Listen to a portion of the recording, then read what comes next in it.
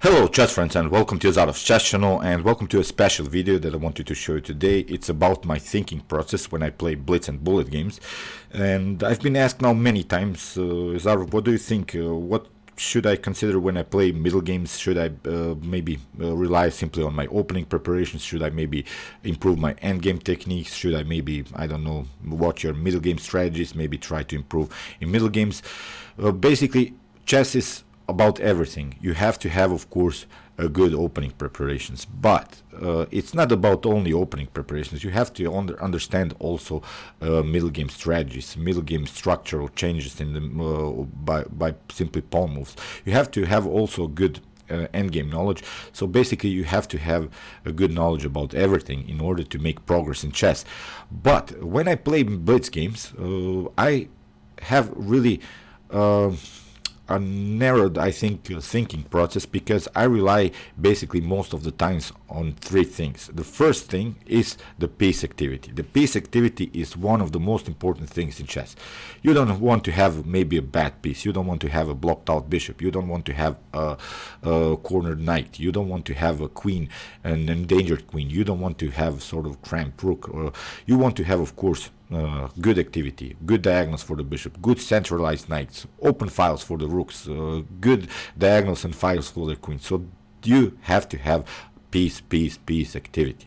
The other thing that I always consider when I play blitz and bullet games are the structural changes of pawns in the middle game. So it means maybe the position was dynamic. We had really a clash between pawns in the center, but then something changed. My opponent pushed a pawn, then I blocked out the position, and suddenly we have really a static position. So you have to realize the dynamics in the game. So if the position is dynamic, we want to have, for instance, the bishops on the board. Maybe we can create some open diagonals for the bishops and maybe create dangerous attacks. When the position is static, we should consider maybe our knights that are good pieces. But we have to ask ourselves also, can the position be dynamic again? When the position is really static, when no dynamics can happen in the game, then you should also consider a positional trades of pieces. So it means you could give up maybe a bishop for a knight and go maybe with your knight on a very nice square.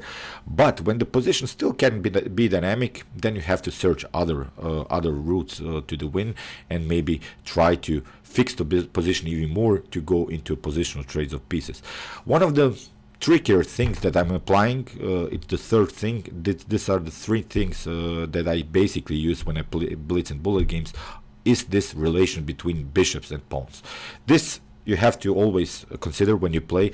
For instance, if you have so many pawns on the on like squares, for instance, you have 5 pawns on like squares, then you want to have, of course, a dark square bishop. When you have, for instance, of course, the pawns on dark squares, then you want to have a light square bishop. So this relation between bishops and pawns comes to me always when I play blitz and bullet games, and I wanted to show you in a game how this thinking process works. It's not a special game, don't be disappointed. It's not about tactics. So in my opinion, a positional player is much more better than a tactical player, even in blitz games. So for instance, when we see Magnus Carlsen playing against Hikaru Nakamura, then Magnus Carlsen, one of the best positional players in chess history, against Hikaru Nakamura, one of the best tactical players in chess history. I think Magnus has a better result because he understands the positions, the dynamical changes in the game very easily. For instance, if he has a backward pawn, if he has a weak pawn, then he solves this positional problems very easily and very early in a very early stage of the game. On the other hand, Nakamura can of course also smash Magnus Carlsen with a great tactical preparation, but I think, as I said, Magnus Carlsen has a positive result against Hikaru because his positional understanding is much more better than Hikaru Nakamura. So I've been also asked now, how important is this opening preparations? These opening preparations are important till a certain stage of the game. You have to have, of course, a good theoretical knowledge, but it's not all about that. If you have followed maybe the candidates tournament, Fabiano Caruana has prepared a great tactical game against the Dingleren. You should probably watch the game, analyze the game for yourself,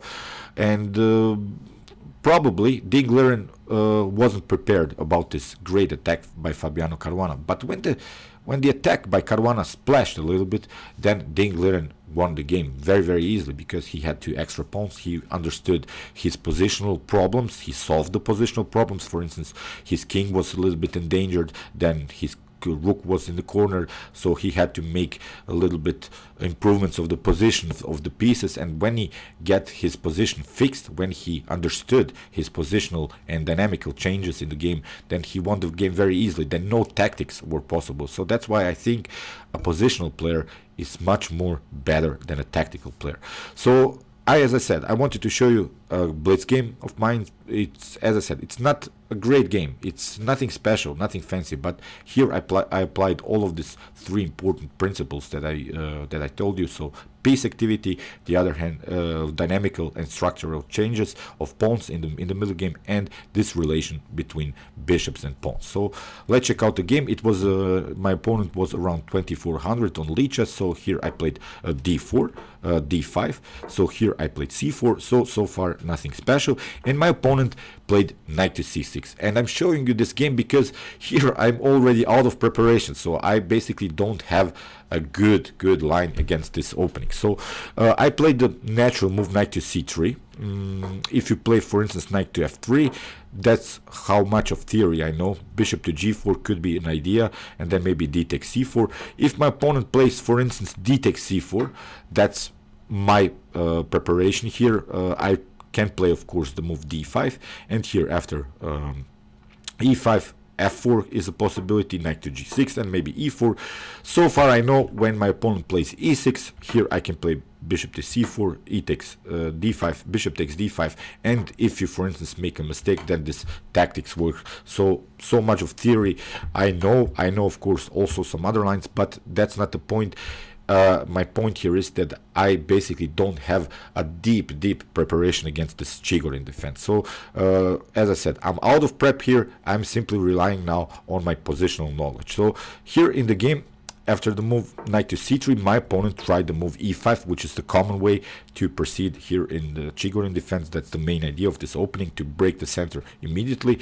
I played c takes d5. Here e takes d4 doesn't work, I think, for black, because I can simply take. After takes, we can trade off the queens. Here king takes d8, and now I have b takes c6. I think I have a comfortable game, because now when we understand the position again, here I have a 4 versus 3 position on the king side. So in the potential endgame, in a later stage of the endgame, I could create a pass pawn. On the other hand, when my opponent takes here b takes c6, he has an extra pawn here on the queen side, but these are double pawns, so his position is not so good. So I have a clear advantage in the endgame here. So in the game, knight to d4 was played, and I played, pardon me, let's go back.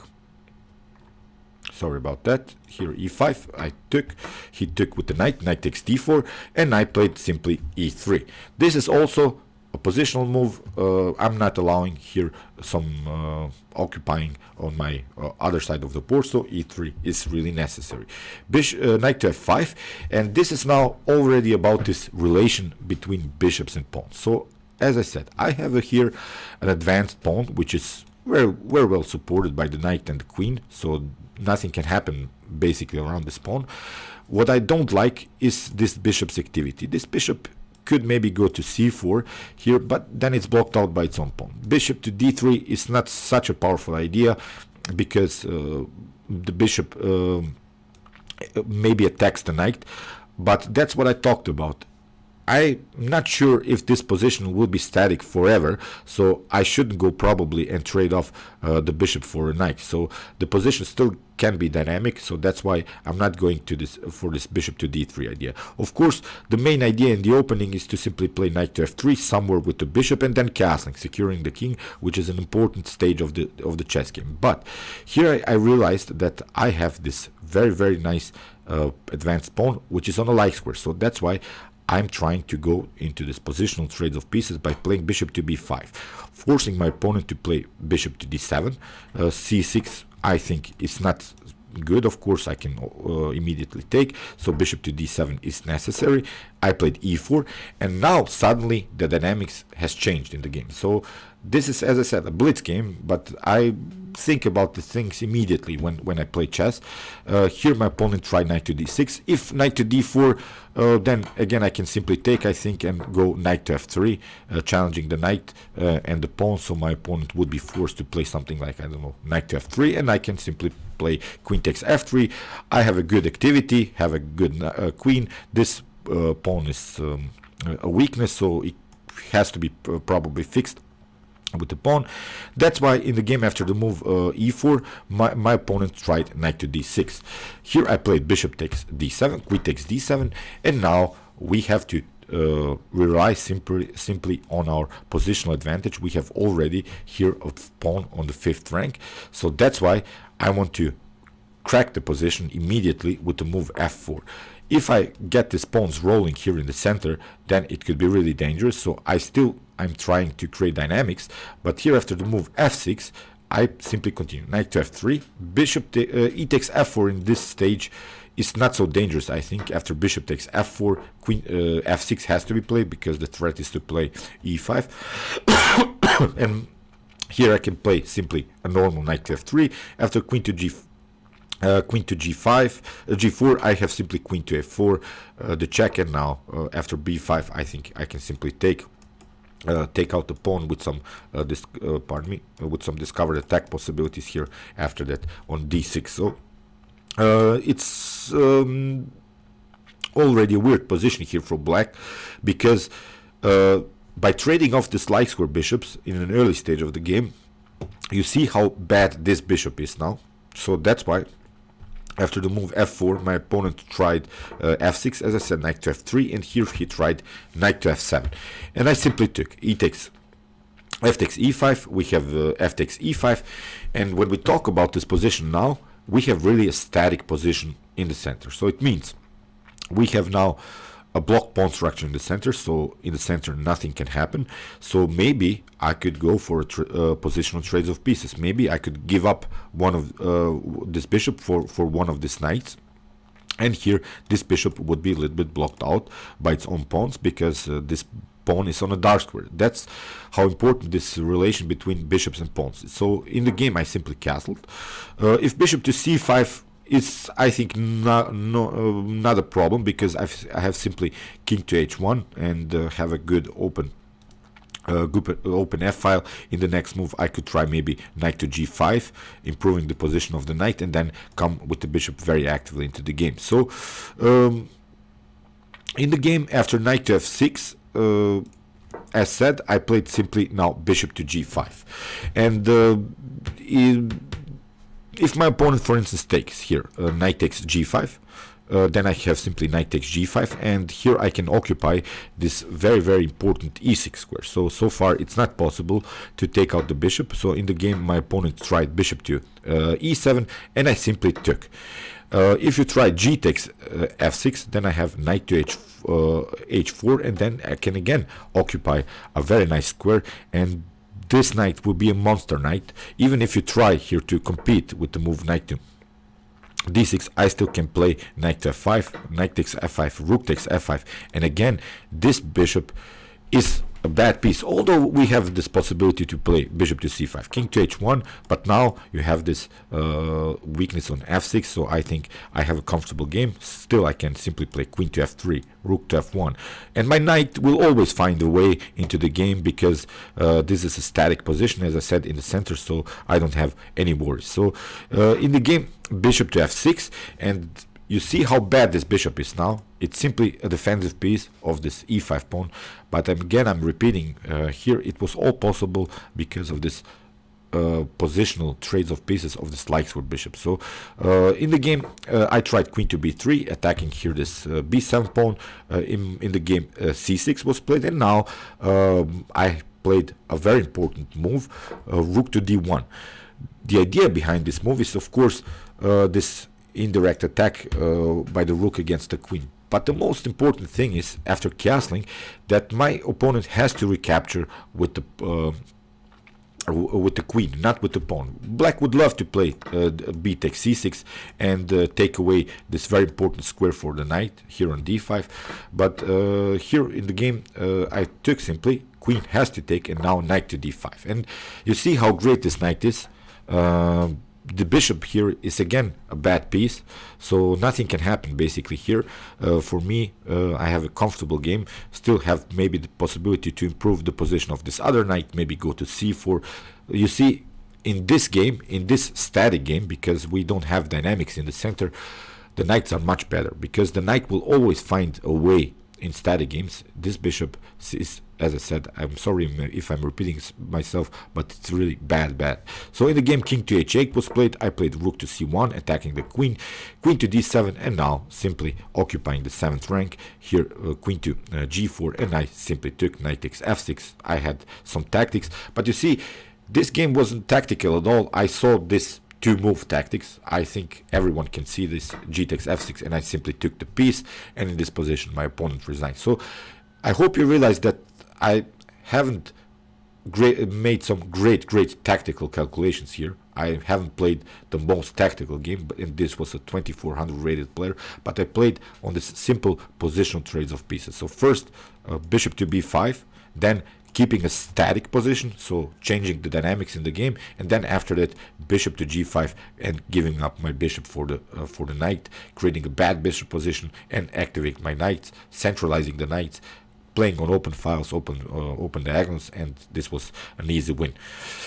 Okay, I hope you enjoyed this game. As I said, it wasn't really a special one, but I think it has great positional elements. As I said, when you play blitz, simply keep first of all these three things in your mind: piece activity, structural changes, so dynamics, is the position dynamic or is it not, and also this relation between bishops and pawns. So how many pawns I have in the center on light squares? Is my light square bishop a good one? Is it a bad piece? So here I think I realized this positional changes very easily. So this you can apply sometimes in your own blitz games, and I hope you have success with it. Okay, I hope you enjoyed this video. Meanwhile, you can watch my other chess games that I've all so far analyzed. Here's the link, and you can also watch my basics in chess series videos, in which I show you opening principles, middle game strategies, and the end game strategies. And you can also watch my chess tactics and chess puzzles videos, in which I show you all of the possible tactical motifs that can happen to you in a chess game. See you soon with some more videos, and chess is the best, of course.